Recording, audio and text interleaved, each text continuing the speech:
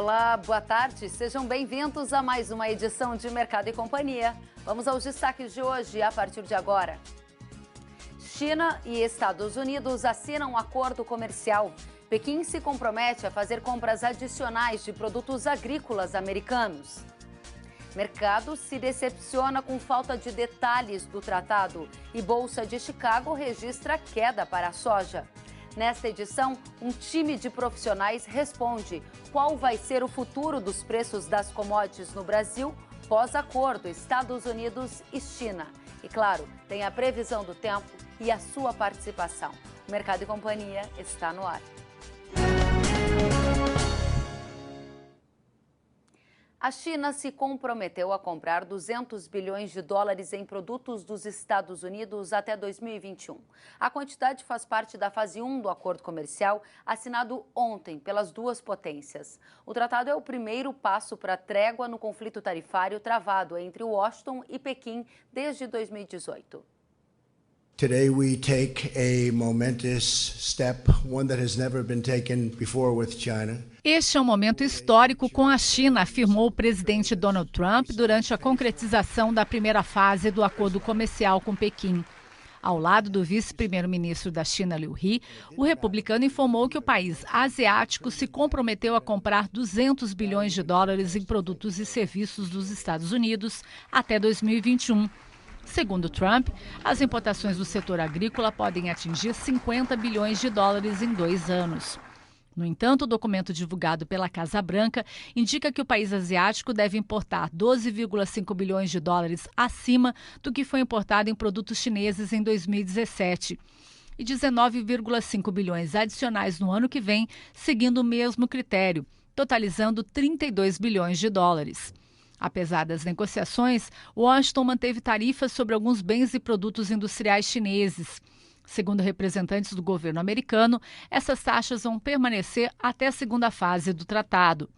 Durante o encontro desta quarta-feira, Trump não deu um prazo para o início das negociações da segunda parte, mas afirmou que vai visitar a China em um futuro não muito distante. Já para a mídia estatal chinesa, o vice-primeiro-ministro Liu He disse que não seria sábio começar imediatamente as discussões da segunda fase. Além disso, Liu He afirmou que o acordo comercial não vai afetar outros fornecedores agrícolas da China. Durante o período de conflito tarifário entre as duas potências, os embarques de produtos brasileiros foram beneficiados.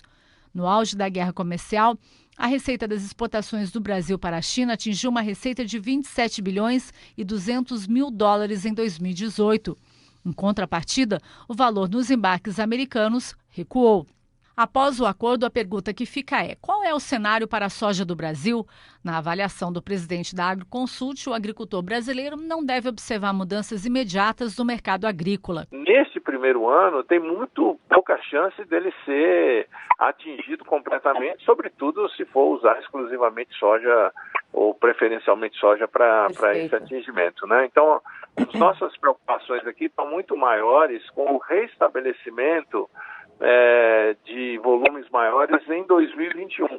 2020 a gente tem uma preocupação, é claro, os volumes vão aumentar, mas o Brasil vendeu muito da soja de 2020 já, e isso nos ajuda, né? Teria uma parcela menor da safra para ser vendida nos próximos meses, e a principal impacto a gente vai ver no último trimestre do ano, depois da colheita da próxima safra americana. Segundo a consultoria FC Stone, a pausa na disputa dá a Trump algo concreto para oferecer aos agricultores dos Estados Unidos. Para a empresa, a trégua na guerra comercial é um elemento crucial para garantir o eleitorado do meio-oeste americano para as eleições presidenciais deste ano. Em nota, o presidente da União Nacional dos Fazendeiros dos Estados Unidos, Roger Johnson, afirma que é cedo para comemorar os efeitos da fase 1 do acordo. Sem detalhes mais concretos, estamos profundamente preocupados que todo o sofrimento possa não ter valido a pena. Bom, vamos saber a opinião da Datagro, Departamento de Grãos da Datagro, em que eu converso agora com Flávio França Júnior sobre este assunto. Boa tarde, Flávio França Júnior. O que muda para o produtor rural brasileiro a partir de agora, pós-acordo Estados Unidos e China? Boa tarde, Kelly. Boa tarde a todos. Sempre um prazer estar com vocês. E, inicialmente, já desejo a todos aí um agro 2020 muito feliz e próspero para todos nós. Que é o seguinte, sendo objetivo, né, muito pouco impacto, acho que quase nenhum impacto maior para 2020, uma vez que a safra norte-americana é uma safra pequena, o Brasil já vendeu um grande volume para a China, né? A China está no mercado hoje comprando, ela está ativa, se tiver oferta hoje ela leva, né? Então, os impactos, eu diria assim, até são positivos. Por quê? Porque nós deveremos ter um reflexo de alta gradativa na Bolsa de Chicago. Então, os preços de soja, e provavelmente o milho também acabam, na sequência, talvez acompanhem. E essa alta em Chicago, na minha visão, a nossa visão aqui da Tragro, deve ser superior ao que pode eventualmente cair um pouco aí o câmbio ou mesmo os prêmios. Então, nós vamos vender, provavelmente, em 2020, um volume maior de soja do que vendemos em 2019. Quer dizer, aumentaremos o volume com preço médio, o preço FOB maior. Portanto, nós também seremos beneficiados. A partir de 2021, voltamos para o mundo normal, Kellen. Nós estamos, na verdade, eu acho que o acordo tira um elemento alienígena que nós tínhamos nesse mercado desde 2018. Então, entendo que seja positivo. E aí, a China já dá sinais de recuperação na sua demanda, né? E o mundo segue. Seguimos o baile, competição como sempre existiu. Isso quer dizer que o produtor, neste momento, deve ter alguma decisão diferente daquela que era tomada antes da guerra comercial? Isso significa o quê, do ponto de vista de rentabilidade? O quanto se ganha por saca de soja? Vai mudar alguma coisa efetivamente e para pior? Não acredito que seja para pior, não. Eu acredito que seja para melhor. Entendo que o saldo desse novo movimento, né, dessa eliminação, vamos tirar esse fator guerra comercial do setor soja, né? Então o mercado deve voltar para o normal, soja deve voltar a subir, provavelmente se aproximando aí da casa dos $10 ou até acima. Então você tem, como eu disse, o nosso preço de exportação aqui deve ser, inclusive, na minha visão, melhor do que o do ano passado. Tá? Então isso é saudável, é positivo. Em termos de volume, que também é uma preocupação grande dos produtores, né? Eventualmente a China passe a não comprar tanto volume de soja, eu não vejo problemas para 2020. E 2021 vamos entrar no ritmo, voltar ao ritmo normal, né, da competição que existia entre o Brasil, Argentina e Estados Unidos, voltamos para a briga normal. Os chineses afirmaram ontem de maneira muito clara, nós não vamos deixar o mercado norte-americano como exclusivo. Nós vamos comprar de acordo com o mercado, ou com a necessidade com o mercado. Então, é isso aí. Eles vão comprar esse ano aí uns 25 milhões de toneladas de milho dos Estados Unidos e no Brasil, perto, 30 milhões, 40 milhões de toneladas. Diga pra gente, Flávio França Júnior, a condição que você enxerga de demanda aquecida em 2020 e poucos ou quase nenhum efeito prejudicial à formação de preços da soja em 2020 deriva do fato de que os Estados Unidos tiveram uma quebra na safra este ano e por isso há uma oferta menor de grãos e por isso parte dessa demanda continuará ainda sendo abastecida pela soja brasileira? Isso, exatamente, né? Exatamente. Você tem uma safra norte-americana muito ruim, foi um ano péssimo para os norte-americanos, eles escolheram abaixo de 100 milhões de toneladas. Então, mesmo usando os estoques que eles têm da safra anterior, eles têm limites grandes aí para vender, né? Então, a China não tem como buscar de outras origens, né? Já vou comprar só soja norte-americana e vou esquecer o Brasil. Isso não vai acontecer, tá? Isso não vai acontecer. Eles vão continuar comprando. A diferença é que voltamos para o mundo real, o mundo normal.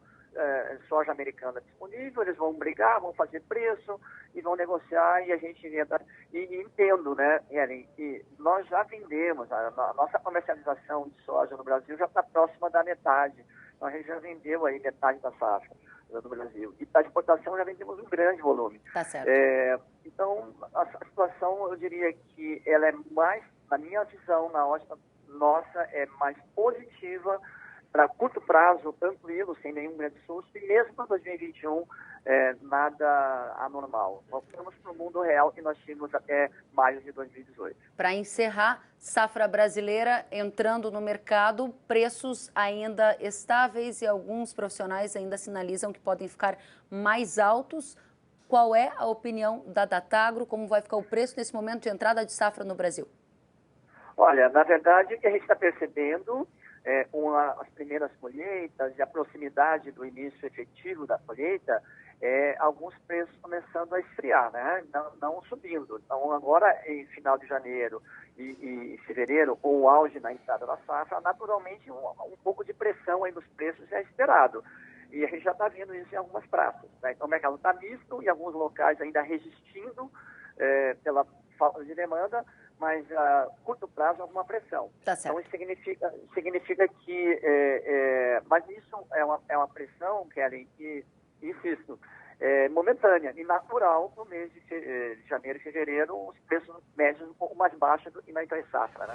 Em Mato Grosso, as lideranças do setor produtivo também repercutiram a assinatura da fase 1 do acordo entre Estados Unidos e China. Nós vamos então até Cuiabá, capital do estado, onde o jornalista Luiz Patroni participou na manhã de hoje de uma coletiva de imprensa na sede da AproSoja. Várias entidades se posicionaram sobre os efeitos do acordo entre Estados Unidos e China para o agro do Brasil. Quais os destaques que você observou? Boa tarde.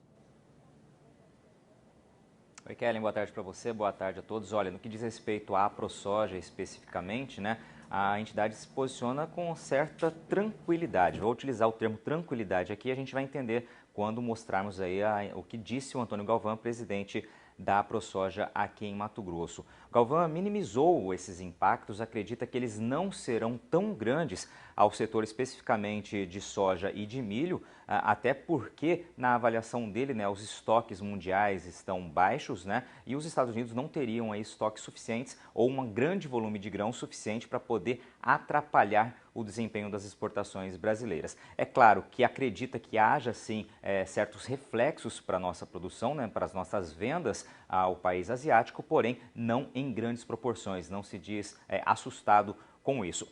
Mesmo assim, o Galvão, presidente da AproSoja Mato Grosso, orienta, né, cautela aos agricultores no que diz respeito à negociação da safra. Vamos entender então com o próprio Antônio Galvão falando. Vamos ouvir. Sempre é preocupante, mas um dia isso ia acontecer. Eu preferia que acontecesse agora, como aconteceu realmente. Por quê? Porque não existe essa oferta de alimento disponível hoje no mundo da forma como estão negociando. Então, os Estados Unidos, na nossa visão, não tem hoje esse suprimento para fornecer dentro dos números que eles falaram de comercialização. Então, se era para acontecer, isso ia acontecer, eu acredito que aconteceu num bom momento. Agora, temos que ficar atento para ver realmente, porque se impactar aqui, traz problema. Mas não acredito que o impacto seja tão grande como muitos anunciaram aí na própria mídia. Se vier uma queda de preço, de valores no produto, que ontem o mercado deu uma recuada quanto a isso traz problema com certeza financeiro para o produtor. Como a safra também está bastante antecipada e comercializada, você já tem uma garantia também desses valores. A expectativa é para a próxima safra do que pode acontecer. Então, a cautela que a gente normalmente fala ao produtor, que não precisa ter desespero. O mercado caiu hoje, que amanhã, tem certeza que ele volta novamente. Acredito que vai ter essa oferta um pouquinho maior, entra os Estados Unidos no mercado, mas não é com todo esse produto igual eles acham que possa comprar. Então, é o momento de ter essa cautela, não precisa se afobar. Vou vender porque vai cair produto, não. Eu acho que o produtor pode ficar tranquilo e pode aguardar. Quem tenha produto para ser vendido ainda, que eu não vejo com preocupação essa situação. Desde o início dessa edição, um time de profissionais está analisando cada detalhe deste acordo e cada possível repercussão na renda do setor agropecuário em 2020. Vamos continuar, dar mais um passo, indo ao vivo até Brasília, onde está o comentarista Benedito Rosa, que não acredita em impacto imediato e prejuízo para as exportações do agro brasileiro pós-acordo Estados Unidos e China. Por que, Benedito? Boa tarde. Boa tarde, Kelly. Boa tarde a todos. Não acredito em impacto imediato, porque o comércio internacional não se realiza assim com lances e cartadas de tão curtíssimo prazo. De um lado, as exportações brasileiras de soja, como o Canal Rural está mostrando, já foram travadas com preços bons e mais de 60% da safra de soja já foi vendida. A China não está comprando quase nada de milho do Brasil, compra muito algodão, mas porque o Brasil é muito competitivo em algodão, aí compete com os Estados Unidos, e na área de carnes há interrogação, mas não nada assim de curto prazo. E entendo que ninguém pode compreender bem os impactos, o efeito, o significado desse acordo se não partir de uma análise do contexto geopolítico em que ele está sendo assinado. Primeiro ponto, eu tive experiência durante muitos anos de negociação com os chineses. Eles são flegmáticos, firmes, e o interesse da China acima de tudo, e são muito duros na negociação. Então, o primeiro-ministro, o vice-primeiro-ministro chinês, Liu He, ele declarou, após a assinatura do acordo, que sim, a China dará preferência às importações dos Estados Unidos, mas respeitadas as regras e as condições de mercado. Em outras palavras, a competitividade alta do Brasil em soja, algodão e carnes vai nos garantir bons negócios em 2021 com a China. E 2020 não dá tempo para fazer tantas mudanças de uma tacada só. Então, eu diria que temos que aguardar um pouco com relação ao segundo movimento de negociação que ocorrerá após as eleições nos Estados Unidos. Isso tem muito significado, muitas implicações. Se Trump for eleito, aí sim teremos algo com um tom que pode preocupar mais aos brasileiros, ao agronegócio brasileiro em 2021. Se não for reeleito, provavelmente não teremos grandes preocupações para 2021. Eu resumo dizendo que o ano 2019 e 2018 foram excelentes para as exportações brasileiras para a China. 2021 provavelmente voltará a ser bom. Sentiu falta de algum conteúdo? Acesse canalrural.com.br.